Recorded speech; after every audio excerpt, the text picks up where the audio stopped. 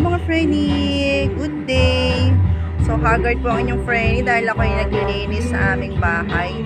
So, andito ako sa loob, ay sa likod mga Frenny. Titingnan ko yung aking mga tanim na mga gulay mga Frenny. Let's go! Ayan o mga Frenny, yung aking ampalaya. Malaki na po siya mga Frenny o. Tapos meron pa po ditong isa. Tapos may naka-plastic pa yung mga Frenny. Meron pa din dun sa likod eh, no? So, sana mga Frenny, magbunga sila ng marami. At saka yung aming tanim na kangkong mga Frenny, nagkamas kasi kami ng aking asawa nung wala silang pasok. So, ayan o mga Frenny, nagtanim kami ng kangkong. Yung aking okra mga Frenny, malaki na o, pulang okra. At saka yung aming talong, marami na naman siyang bunga mga Frenny. Grabe yun, sipag magbunga ng aming talong mga Frenny. Ang dami niyang bulaklak.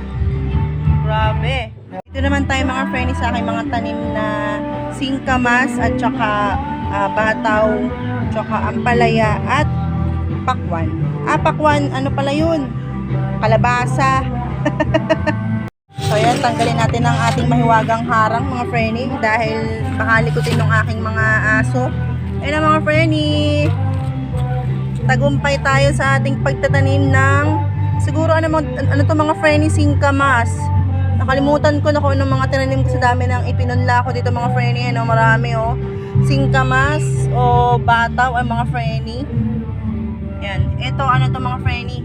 Kalabasa. Tapos, ito alam ko mga ano din to eh. Kalabasa din to eh. Ito ampalaya to mga Frenny. Ano? So magpapatubo ulit tayo ng ampalaya. Ayan o, meron pa mga Frenny, mga patubo, mga palitaw, mga Frenny. At yung pinunla ng asawa ko ng mga pechay. O, charan! Di ba mga Frenny? Naglabasa na sila o. Grabe, ang dami nito. Nakakatuwa, di ba? Kapag mga Frenny, pwede na pong ilipat yung aming mga tanim na pechay. Dito po namin sila itra-transfer yan. So, ginamasa na namin yan mga Frenny. Pinalian na din namin yan ng baka may mga tawag dito, mga bato-bato. Yan mga Frenny. Pero pipinuhin pa namin yan mga Frenny, yung mga lupa na yan. Para dyan natin ilalagay yung ating mga tanim na pechay. So, ilang mga Frenny, na-share ko lang po sa inyo. Thank you for watching. God bless po sa inyo lahat. Bye-bye!